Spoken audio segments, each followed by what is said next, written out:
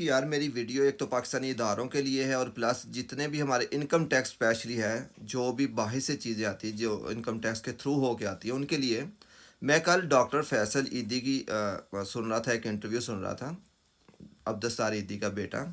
دیکھو یار پاکستان میں عبدالستار عیدی کی بہت زیادہ خدمات ہے.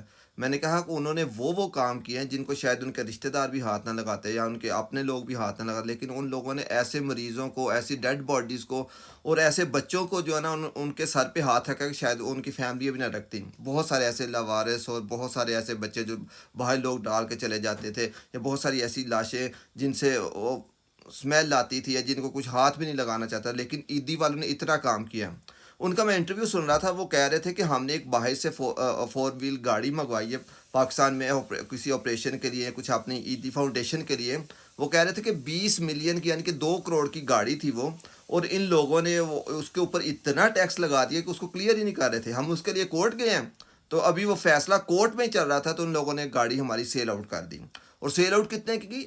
7.5 ملین کی، یعنی کہ 75 لاکھ روپے کی گاڑی وہ کر دی. اور بائی کرنے والا کون تھا؟ انکم ٹیکس کا ہی آفیسر.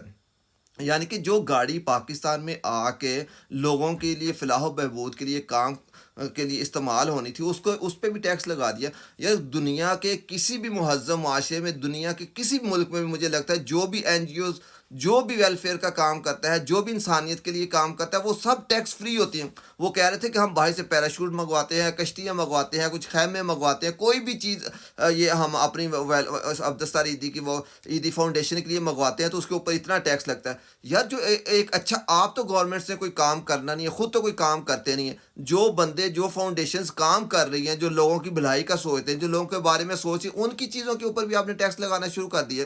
اگر آپ ان پہ بھی ٹیکس لگائیں گے تو پھر کون پاکستان کے لیے کام کرے گا؟ آپ نے تو خود کام کرنا نہیں ہے، نہ آپ کے اندر اتنی ہمت ہے، نہ آپ کے اندر اتنی قرض ہے کہ آپ لوگوں کی فلاح و بہبود کے لیے کام کریں. آپ کے پاس تو کوئی ہاسپٹل نہیں ہے، آپ کے لیے تو سیلاب کے لیے پانی کو سٹور کرنے کے لیے کوئی ڈیم نہیں ہے. بس کوئی چیز نہیں ہے. جو لوگ کام کر رہے ہیں اپنی اس پہ کریں. کہ عبدالستار عیدی نے پوری زندگی اپنی اس قوم کو نہیں دے دی، اس ملک کے لوگوں کو نہیں دے دی. اس نے اپنی زندگی اور اپنے لیونگ سٹائل سے لوگوں کو یہ بتا نہیں دیا کہ لوگ انسانیت سے بڑی کوئی چیز نہیں ہوتی.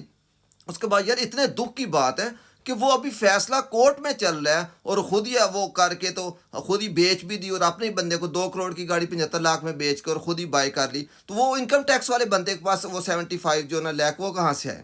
یار یہ جو تماشا اور یہ جو آپ نے اندھی مچائی ہوئی ہے نا، اور یہ جو ملک کے ساتھ آپ کھلواڑ کر رہے ہیں، خدا کے لیے یہ چھوڑ دو. ملک میں جو بندہ کام کر رہا ہے، اسی وجہ سے تو ہمارے ملک سے سارے سرمایہ کار بھاگتے جا رہے ہیں، ہمارے صنعت کار بھاگتے جا رہے ہیں، ہمارا ہر پڑھا لکھا طبقہ ملک چھوڑ کے جاتا جا رہا ہے، ہر اسکل پرسن بندہ چھوڑ کے ملک جاتا جا رہا ہے. جتنے ڈاکٹر ہیں چلے گئے ہیں، جتنے انجینئر ہیں چلے گئے ہیں، جتنے آئی ٹی کے بندے ہیں چلے گئے، جتنے پروفیسر پڑھے لکھے ایجوکیشن سے کنسرن بندے سب چلے گئے ہیں.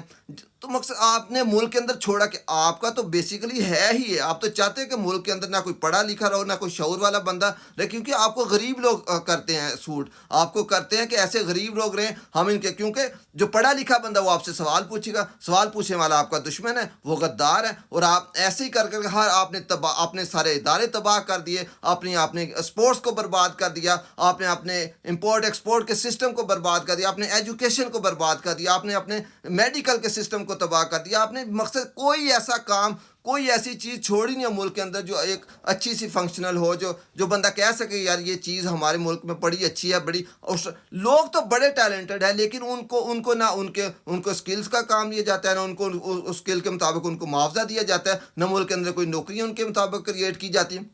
ہمارے لوگ یہ پرانے ہی بغیرت یہ نہیں جان چھوڑیں گے، یہ جان چھوڑنے کا نام ہی لے رہے. ہم پیدا ہو کے بوڑھے ہونا شروع ہو گئے ہیں، لیکن یہ بغیرت وہاں کے وہاں ہی ہیں. وہی زرداری، وہی نواز شریف، وہی سارے یہ خواجہ اور پتہ نہیں وہی شکلیں. میں جب black and white T V تھے تب سے یہ بغیرتوں کی یہی شکلیں دیکھتا آ رہا ہوں، اور یہی شکلیں ہیں. دنیا چینج ہوگی، ہم بچوں والے ہو گئے، ہمارے بال سفید ہو گئے، ہم سب کچھ ہو گئے، لیکن یہ کنجر وہاں کے وہیں ہیں. اور ان کے اندر نہ کوئی چینجز آئی ہے، نہ ان کے پیٹ بھرے ہیں، نہ ان کے اندر کچھ اس طرح کا کوئی ان کی ہوس ختم ہوئی ہے. کہ کہ جو ادارے مجھے سن کے اتنا غصہ آیا کو ایک بندہ جو اس ملک کی اتنی پاکستان کی سب سے بڑی جو دنیا میں جس کو بڑا اس کو نام ملا ہے دنیا میں لوگ اس کو وہ اکنالج کرتے ہیں اس فاؤنڈیشن کے ساتھ بھی آپ یہ کرتے ہیں تو آپ بتائیں کہ پھر آپ کے ملک کو پھر یہاں پہ طوفان نہیں اٹھنا ہے پھر یہاں سے بدبوئیں اور یہاں پہ کس نے ریسکیو کرنا ہے کسی نے نہیں کرنا خدا کے لیے اپنی آنکھیں کھول لے کوئی بندہ تو آنکھیں کھول لے کوئی جس چیز پہ ایکشن ہے عدالت کو فوراً وہ گاڑی واپس کرنی چاہیے ان کے پیسے وہ کون ہوتے بلکہ اس جس نے خریدی ہے اس نے کس اپنی کیپیسٹی میں اور کس اس سے منہ سے خریدی ہے تو بس یہی میں کہنا چاہ رہا تھا کہ خدا کے لیے جو لوگ کام کر رہے ہیں ان کو پراپر کام کرنے دیں السلام علیکم